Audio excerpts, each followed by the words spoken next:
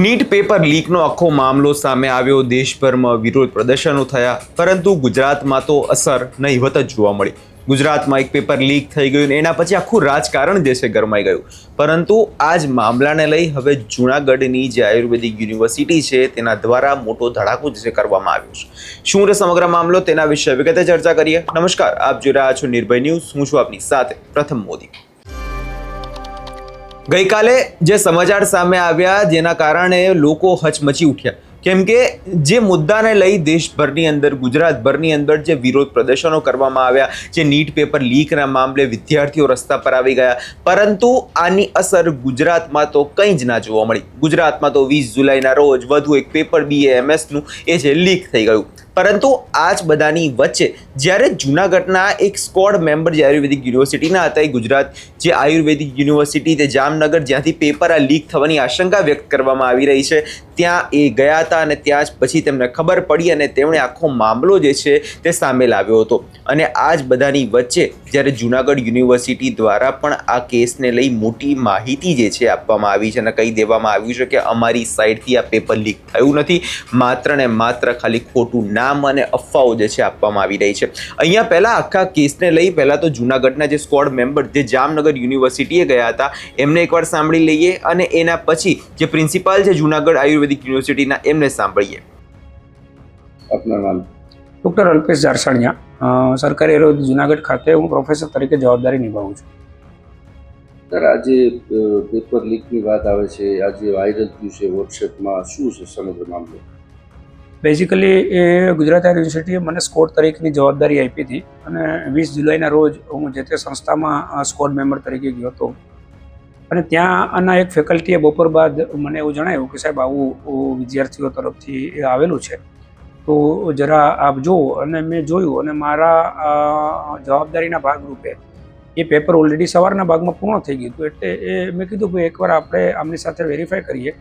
તો ધ્યાન ઉપર આવ્યું કે ભાઈ જે મુદ્દાઓની વિગતો આપવામાં આવેલી હતી એ વોટ્સઅપના માધ્યમમાં, એ મુદ્દાઓ પૈકી 12 પ્રશ્નો પૈકી 11 પ્રશ્નો પૂછાયેલા છે એવું અમને ધ્યાન ઉપર આવ્યું, એવું મને જણાયું.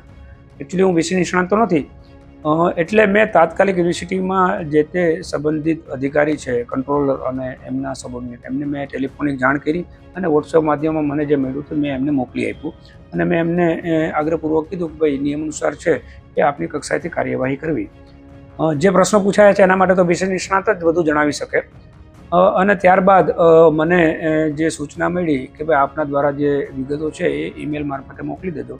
એટલે મારા દ્વારા એમને ઈમેલ મારફતે પણ વિગતો છે યુનિવર્સિટી કક્ષાએ કીધું કે આપની કક્ષાએથી નિયમ અનુસારની આપની કક્ષાએથી એની તપાસ કરવી. જે મારો સ્કોડ મેમ્બર તરીકેની જવાબદારી હતી મેં તાત્કાલિક જે તે સમયે જાણ કરેલા. હવે એ તપાસ સમિતિ નીમવી અને એમની આગળની કાર્યવાહી કરવી એ યુનિવર્સિટી કક્ષાની વાત છે અને એમના કાર્યક્ષેત્રની વાત છે. એ મારી કક્ષાએથી એ બાબતે ન કહી શકાય. મેં એટલું કીધેલું કે જે પણ વસ્તુ મારા ધ્યાન ઉપર આવી છે મેં યુનિવર્સિટીને ધ્યાન ઉપર રાખે છે અને યુનિવર્સિટી કક્ષાએથી નિયમ અનુસારની કાર્યવાહી કરવા જણાવ્યું છે. એ યુનિવર્સિટીની સત્તાની વાત છે અને એમની કક્ષાએથી નિર્ણય કરવાની વાત છે. હું ડૉક્ટર સિદ્ધેશ પંડ્યા, પ્રિન્સિપાલ, સરકારી આયુર્વેદ મહાવિદ્યાલય જૂનાગઢ. હમણાં ગઈકાલથી પેપર લીકની ઘટના જે સોશિયલ મીડિયામાં વાયરલ થઈ છે, તે ઘટના બીજી કોઈ કોલેજમાંથી એ પેપર લીક થયું હોય એવું બની શકે. બાકી એ ઘટના સાથે જૂનાગઢ આયુર્વેદ કોલેજને કોઈ લેવા દેવા છે નહીં. અને જૂનાગઢનું નામ એટલા માટે આવ્યું કે જે પેપર લીકની ઘટના, જે કથિત ઘટના આમ તો કહી શકાય, કથિત ઘટના વિશે જેના ઇન્ટરવ્યૂ સોશિયલ મીડિયામાં આવેલા છે તે અધિકારી શ્રી જૂનાગઢ કોલેજના પ્રોફેસર હોય. આ કારણથી જૂનાગઢ કોલેજનું નામ પેપર લીક સાથે સંકળાયેલું છે. બાકી જૂનાગઢ આયુર્વેદ કોલેજને પેપર લીકની ઘટના સાથે કોઈ લેવા દેવા નથી. બીજું ખાસ જણાવવાનું એ કે ગુજરાત આયુર્વેદ યુનિવર્સિટીની પેપરની પ્રક્રિયા કમ્પેરેટિવ સોલિડ છે, કેમ કે ઓનલાઈન ક્વેશ્ચન પેપર આવે છે. 8 વાગે પેપર સ્કેન થાય છે, 8:30 સ્કેન કરી અને ઈમેલમાં પેપર આવે છે. એનો પાસવર્ડ ચીફ સુપરવાઇઝર, એનું પેપર ચીફ સુપરવાઇઝર આવે છે, વાઇઝર પાસે આવે છે અને એનો પાસવર્ડ સિનિયર સુપરવાઇઝર પાસે આવે છે. આ બેના પાસવર્ડ અને પેપરના કોમ્બિનેશનથી પેપર પ્રિન્ટ થાય છે અને પ્રિન્ટ થાય અને તરત જ એને સીલ કરી દેવામાં આવે છે કવરમાં. અને જ્યારે તે ક્લાસરૂમમાં જ્યાં પરીક્ષા રૂમમાં જાય ત્યાં સુધી તે કવરમાં સીલ રહે છે. અને આ બધી જ સમગ્ર પ્રક્રિયા સીસીટીવી કેમેરાની નિગરાણી હેઠળ કરવામાં આવે છે. હવે જે આ કથિત પેપર લીકની ઘટના છે એમાં પોસિબલી એવું બની શકે એવી શક્યતા છે કે કોઈએ ઇમ્પોર્ટન્ટ ક્વેશ્ચન આપ્યા હોય અને એ સોશિયલ મીડિયામાં વાયરલ થયા હોય તો 10-12 ક્વેશ્ચન આપેલા હોય ઇમ્પોર્ટન્ટ, એમાંથી 4-5 પ્રશ્ન આવ્યા હોય, એવું બની અને પેપર લીકની વાત ઉડી હોય એવી પોસિબિલિટી વધારે છે. બીજી વસ્તુ એ છે કે યુનિવર્સિટી પાસે પેપર સેટ 5 લોકો આગળ અલગ 5 લોકો આગળ પેપર સેટ કરાવે છે અને એમાંથી રેન્ડમ પેપર સિલેક્ટ થતું હોય છે. એટલે આપણે ગુજરાતીમાં કહીએ તો કાગનું બેસવું ને ડાળનું પડવું તે રીતની આ ઘટના બની હોય એવી શક્યતા વધારે છે. બાકી તો યુનિવર્સિટીએ તપાસ નિમેલી છે અને જે સત્ય હશે તે સામે આવી જશે. બાકી ફરીથી જણાવું છું કે સરકારી આયુર્વેદ કોલેજ જૂનાગઢને આ પેપર લીકની ઘટના સાથે કોઈ જ લેવા દેવા નથી. ખાસ કરીને જોવા જઈએ તો જે સ્ક્રીનશોટની વાત આવે છે, સ્ક્રીનશોટ વાયરલ થયા છે એના વિશે શું? સ્ક્રીનશોટમાં પેપર જે પેપરનો સ્ક્રીનશોટ છે એમાંથી વોટરમાર્ક દેખાતો નથી. બાકી ખરેખર દરેક કોલેજને ક્વેશ્ચન પેપરમાં વોટરમાર્ક આપેલો હોય છે. એટલે જે કોલેજનું ક્વેશ્ચન પેપર હોય એ વોટરમાર્ક યુક્ત હોય છે. બીજું જણાવવાનું એ કે આ જે NCISMની બ્લુ પ્રિન્ટ છે એમાં જે બ્લુ પ્રિન્ટ અનુસાર જ પેપર સેટ કરવાનું હોય છે. તો એમાં જનરલી ટોપિક ડિફાઇન કરેલા હોય છે કે ક્વેશ્ચન 1 છે એ આ ટોપિકમાંથી આવે, ક્વેશ્ચન 2 છે એ આ ટોપિકમાંથી આવે, ક્વેશ્ચન 3 છે એ આ ટોપિકમાંથી આવે. એ રીતે ડિફાઇન કરીને ક્વેશ્ચન આપેલા હોય છે. એટલે બને એવું કે જે પેપર સેટર હોય એને એના સ્ટુડન્ટને ઇમ્પોર્ટન્ટ પ્રશ્ન આપ્યા હોય અને એ વાયરલ થયા હોય એવી પોસિબિલિટી વધારે છે. જો સંપૂર્ણ પેપર લીક થવાની ઘટના હોય તો એમાં ખરેખર MCQનું પેપર પણ સામેલ હોય તો જ એ પેપર લીક કહી શકાય એવું હું અંગત રીતે માનું છું.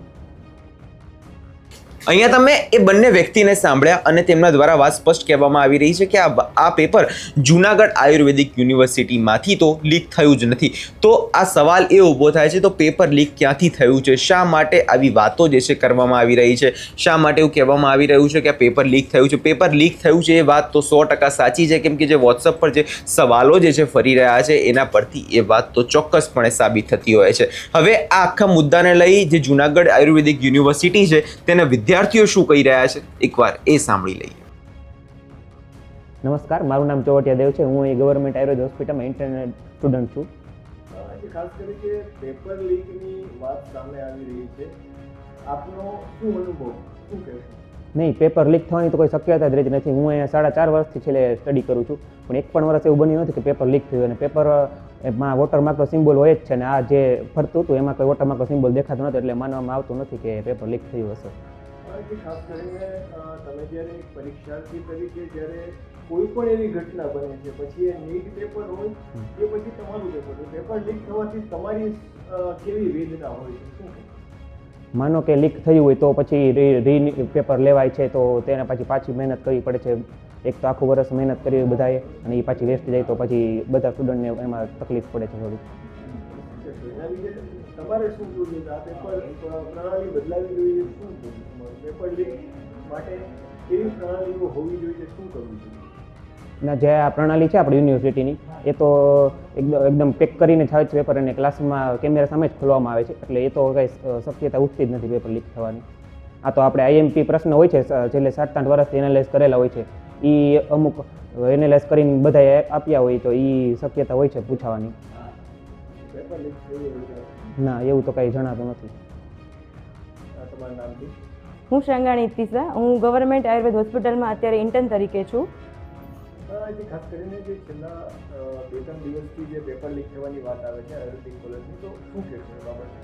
પેપર લીક થયું એ માનવું આપણે ઇઝી નથી, કારણ કે અમે આટલા વર્ષથી જોતા આવીએ છીએ કે પેપર ઓનલાઈન નીકળતું હોય છે અને એના ઉપર વોટરમાર્કનો સિમ્બોલ હોય છે અને એ અહીંયા કોલેજમાં આવીને કેમેરા સામે જ ઓપન થતું હોય છે. અત્યારે જે પેપર લીક થયું છે એમાં વોટરમાર્કનો સિમ્બોલ નથી, એટલે આપ માની ના શકાય કે પેપર લીક થયું છે. આપ કેટલા વર્ષથી અભ્યાસ કરો છો અને આપનો શું અનુભવ? હું છેલ્લા 4.5 વર્ષથી ગવર્મેન્ટ આયુર્વેદ કોલેજમાં અભ્યાસ કરું છું. અમે એક્ઝામ ટાઈમે આપણે એ કહી શકીએ કે છેલ્લા 7-8 વર્ષના પેપર જોતા હોય એના પરથી એનાલાઇઝ કરી શકીએ કે આ ક્વેશ્ચન આવવાની સંભાવના છે. પણ પેપર લીક થયું એવું ના કહી શકે. અત્યાર સુધી મેં આવું જોયું નથી પેપર લીક થયું હોય એવું.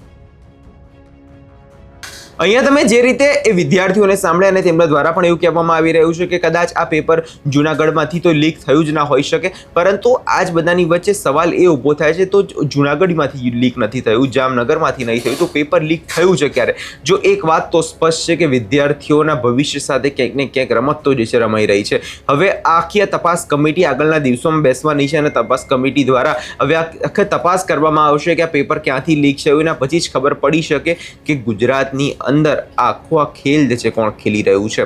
હવે આ ન્યાય હવે વિદ્યાર્થીઓને ક્યારે મળે છે? જે પરીક્ષા જે આપી હતી એ પેપર હવે લીક થઈ ગયું છે, શું ફરીવાર રીટેસ્ટ લેવામાં આવે છે કે નહીં, એ તમામ વસ્તુ પર આગળના દિવસોમાં નજર રહેશે. તમને શું લાગે છે કમેન્ટ બોક્સમાં ચોક્કસથી જણાવજો અને અમારી ચેનલ નિર્ભય ન્યૂઝને લાઇક, શેર અને સબસ્ક્રાઇબ કરવાનું ભૂલશો નહીં.